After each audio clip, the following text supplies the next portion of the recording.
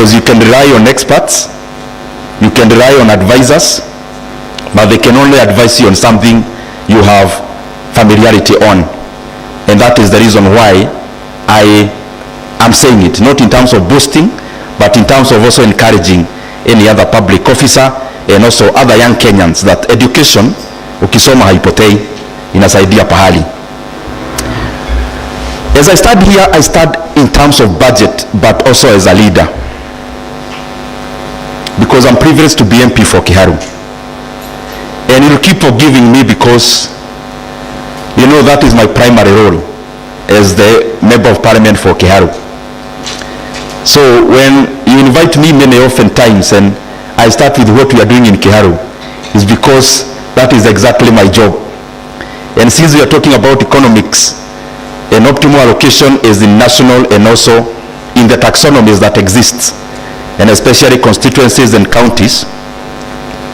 The same semantics we are learning about here, they also happen in the constituency level. And I am glad that where I represent, that is Kiharu, our focus was primarily first in the learning institutions. It's a pretty large constituency with 2 sub-counties. We have over 112 public primary schools, and I want to assure you as the MP for that area and as a servant, having worked alongside the people of Kiharu and together, all our public primary schools, in all the classes the learners attend, they are in appearance just as the academies that the children of those who have more means attend. And actually all our public primary schools are tiled, all of them, all classes. We also have in the same category or sector a program we call Kiharu Masomo Bora.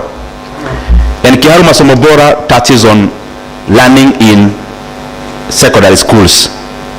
And out of all our base secondary schools, over 10,000 learners.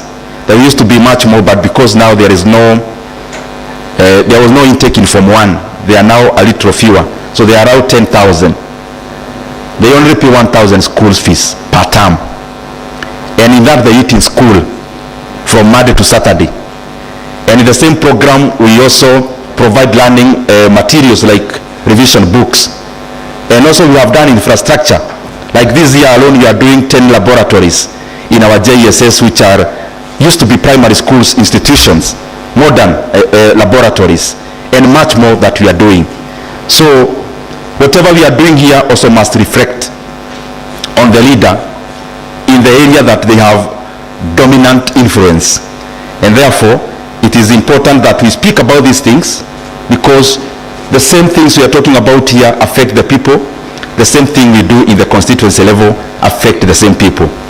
And you could have also noted probably, because I highlight those things in my social media, rural constituencies have topographies that are not necessarily flat.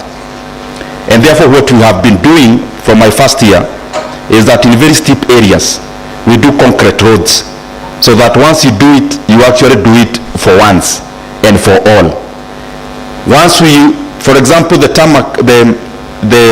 concrete roads we did in my first year, there has never been any repair needed, because once you do it, you have done it.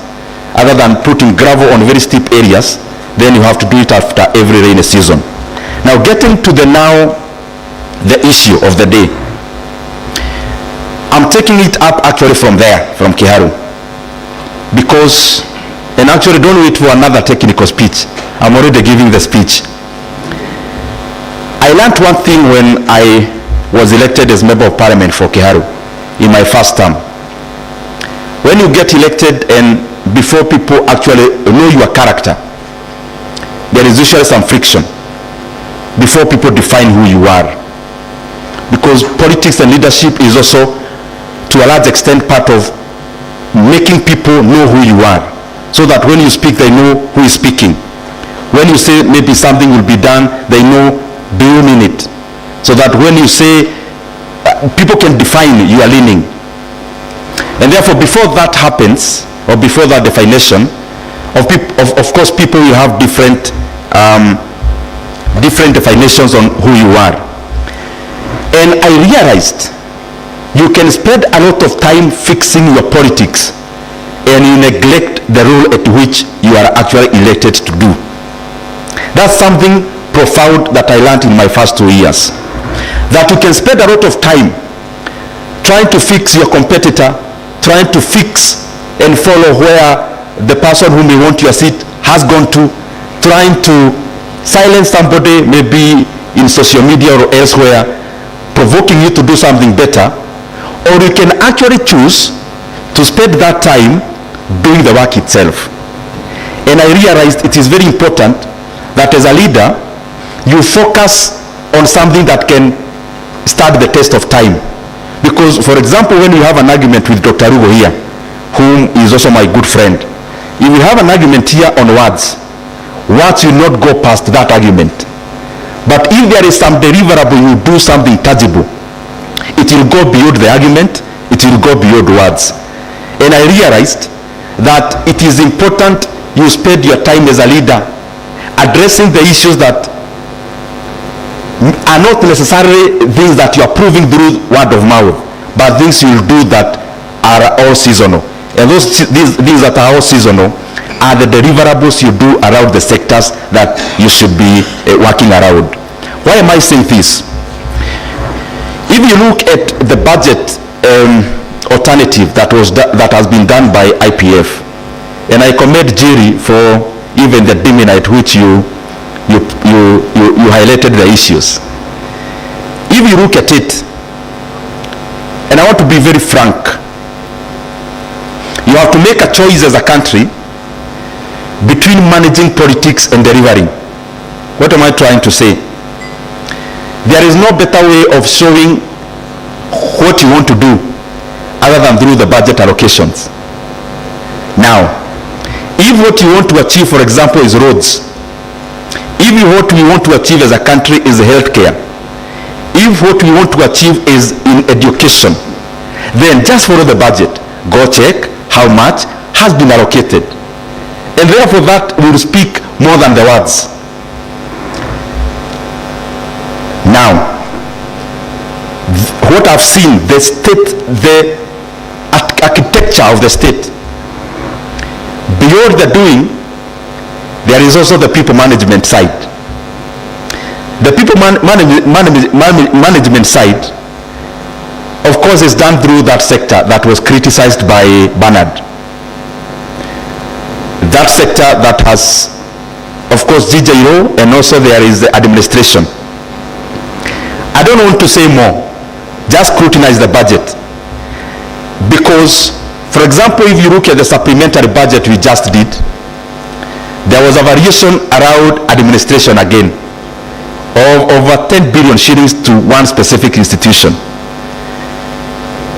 Why am I saying these things? The orientation of a country, you need to define, we need to define. The orientation around the circumstances in Kenya now are the real issues around security and management of people, or is it in other areas, for example, like roads and other deliverables? You just need to look at the budget, you can tell. Why am I saying so? If, for example, you increase the budget, let me use interior, for example, and you see a significant increment, and in that year there is no recruitment that is happening, and if you go to the budget of the development of that specific ministry, there is no increment that is notable, therefore that money is going into recurrent, then you ask yourself, this money that is going into recurrent in sectors that are by law not as transparent as others, then you need to make your deduction around there. And I'm speaking that because I know I'm talking to experts. You scrutinize. So when the money is going here, if it's, for example, buying equipment that are security related, fine, which are they? But if it's going to recurrent, what is recurrent in that sector? And up to what length can you question that recurrent as a Kenyan? Up to what length can you question that expenditure as a journalist, for example? You will get many answers from that. And I hope I am speaking.